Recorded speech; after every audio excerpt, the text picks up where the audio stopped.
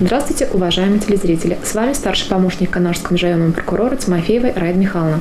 Согласно федеральному закону о бесплатной юридической помощи в Российской Федерации, субъектам Российской Федерации в области обеспечения граждан бесплатной юридической помощью предоставляется право устанавливать дополнительные категории граждан, имеющих право на ее получение. Чувашским законом от 13 февраля 2018 года номер 7 о внесении изменений в статью 6 Закона Чувашской Республики о бесплатной юридической помощи в Чувашской Республике перечень категорий граждан, имеющих право на получение бесплатной юридической помощи в рамках государственной системы бесплатной юридической помощи дополнен следующими категориями граждан. Это беременные женщины, женщины, находящиеся в отпуске по беременности и родам, граждане, находящиеся в отпуске по уходу за ребенком до достижения возраста 3 лет, одинокие родители, воспитывающие ребенка в возрасте до 14 лет, ребенка-инвалида в возрасте до 18 лет, инвалида 3 группы с нарушениями функции одновременно слуха и зрения, инвалида 3 группы с нарушениями функции одновременно слуха и речи, бывшие несовершеннолетние узники концлагерей, гетто и других мест принудительного содержания, созданных фашистами и их союзниками в период Второй мировой войны. Добрый день, уважаемые зрители. Я являюсь помощником Канашского межрайонного прокурора. Зовут меня Киргизов Александр Иванович. Президент Российской Федерации Владимир Путин 3 апреля 2018 года подписал федеральный закон номер 62 ФЗ о внесении изменений в статью 12.8 Кодекса Российской Федерации об административных правонарушениях. Согласно данным изменениям, внесенным в примечание к статье 12.8 КоАП РФ, факт употребления опьяняющих веществ теперь будет устанавливаться не только при содержании спирта в выдыхаемом водителем в воздухе, но и при наличии абсолютного этилового спирта в концентрации 0,3 и более грамм на 1 литр его крови. До сих пор в КоАП Российской Федерации было определено, что административной ответственности за езду в пьяном виде водитель подлежит, если в литре выдыхаемого им воздуха содержится более 0,16 мг этилового спирта. В практике имелись ситуации, когда после ДТП пострадавшие водители находились в беспомощном состоянии, и взять у них анализ выдыхаемого воздуха было невозможно. И хотя анализы крови показывали наличие в крови алкоголя, формулировки в КоАП позволяли таким автомобилистам уйти от ответственности. Теперь же вот эти недочеты в законодательстве устранены данным постановлением.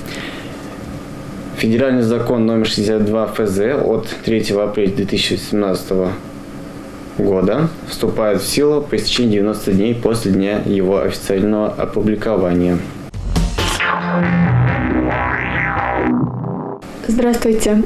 Помощник Канашского межрайонного прокурора Борисова Ксения Владимировна. Расскажу об уголовной ответственности за склонение к потреблению наркотических средств и психотропных веществ. Ответственность за склонение к потреблению наркотических средств и психотропных веществ установлена статьей 230 Уголовного кодекса Российской Федерации. Склонение к потреблению наркотических средств и психотропных веществ или их аналогов наказывается лишением свободы на срок до 5 лет. Ответственность за совершение преступления по статье 230 Уголовного кодекса Российской Федерации наступает по достижении 16 лет. Квалифицированные составы данного преступления предусматривают ответственность за склонение к потреблению наркотических средств и психотропных веществ, совершенных группой лиц по предварительному сговору или организованной группой в отношении 2 или и более лиц с применением насилия или угрозы его применения и наказываются лишением свободы на срок до 10 лет, с ограничением свободы на срок до 2 лет, либо без такового.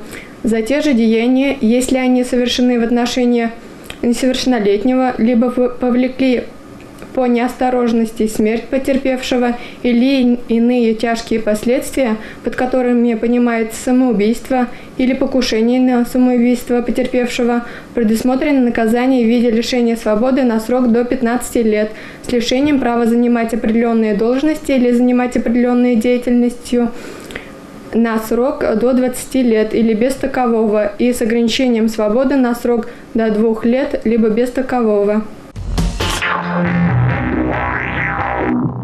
Добрый день, уважаемые телезрители. Старший помощник Канашского межрайонного прокурора Иванов Олег Пантелеймонович.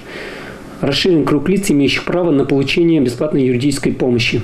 Согласно федеральному закону о бесплатной юридической помощи в Российской Федерации, субъектам Российской Федерации в области обеспечения граждан бесплатной юридической помощью предоставляется право устанавливать дополнительные гарантии и категории граждан, имеющих право на ее получение.